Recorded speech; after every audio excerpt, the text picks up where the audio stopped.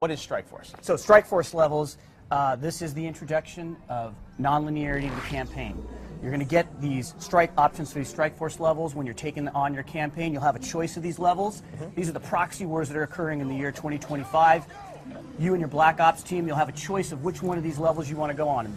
In this case, we've chosen Singapore. We're going into Singapore with this Black Ops level. Now, the thing about Strike Force levels is they are entirely new game design. Right now, what you've seen him just do, the player just do here, is he's gone into Overwatch mode.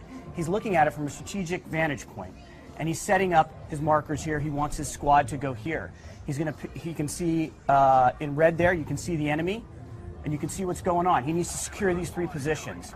So he's getting a lay of the land, he's going to set it up, and then at will, he can move into and play any one of these. Choice, right? So it's like how you can play this level the way you want. It's a sandbox level. You can take over the objectives in whatever way you want, in any order that you want. And you can play, you can lose. And you can level, lose. Right? And you can lose. So so obviously in a Call of Duty game, you need to win, right?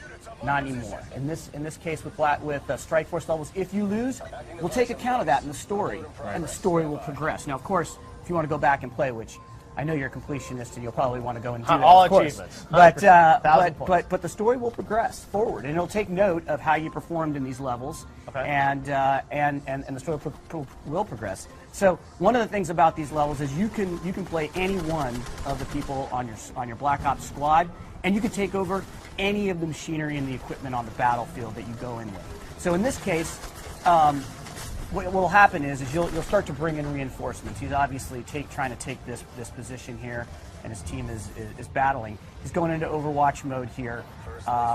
He's about to get some new units that are dropped in that he can take over and play with. Wow.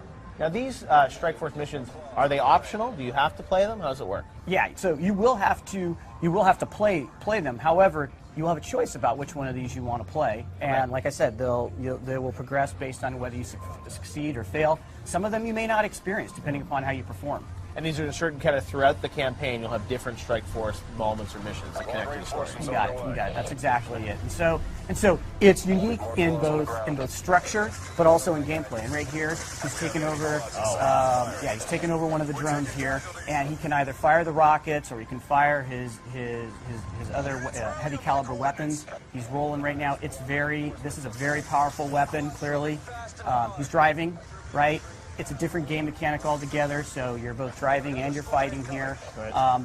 The other side has some of their own drones as well. That's a cognitive land assault weapon. That's a very heavy piece of machinery. You have access to that on your side as well in this particular level. So it's amazing that you guys have all these levels that you've sort of inserted throughout the campaign. Now, this one is obviously set in Singapore, and you're going to have them kind of all around the world? They will be so without giving up the entire fiction, but there's going to be various areas, geographic locations in the world where these hotspots are occurring in this, like I said, in this year 2025. Right. And the head of JSOC is going to come to you and he's going to lay it all out and he's going to say, this is what's going on, this is what's going on, this is what's going on. Where do you want to go? Make a choice. Make a choice. You make a choice, and then the fiction will progress, and it'll take account of your choice. Interesting. All right, so we'll grant a couple times, and you'll get to see. You can really play through this game multiple times. There's a lot of replayability here because of the Strike Force missions. Yeah, no, absolutely. So replayability, not only with the levels, but inside the levels. So right now, the way he's playing this, he's now taken over a quad. He's choosing to play this level in a particular way. So he's flying through this level with the quad, which is just a lot of fun. You can see that he's... So this quad gameplay, is that gameplay that we'll see in the single-player campaign as well, or are you reserving that for Strike Force? So there is quad gameplay in the campaign. What we've showed you is actually it being used as squad backup. Right. Okay. So it's different mechanic altogether. There's a quad right there. Right now you're flying it and you're fighting it. In the campaign in Los Angeles that we showed you guys yesterday, that's squad backup for you. So it's a different gameplay mechanic. So we're able to use the new technology of warfare in the year 2025 in completely different ways depending upon the context here. All right, Marco, I think we're going to have to leave it there. That is Strike Force, though. You got so much coming for Call of Duty Black Ops 2. Strike Force, we saw a campaign yesterday, multiplayer this summer as well, right? Absolutely, and don't forget zombies, Jeff.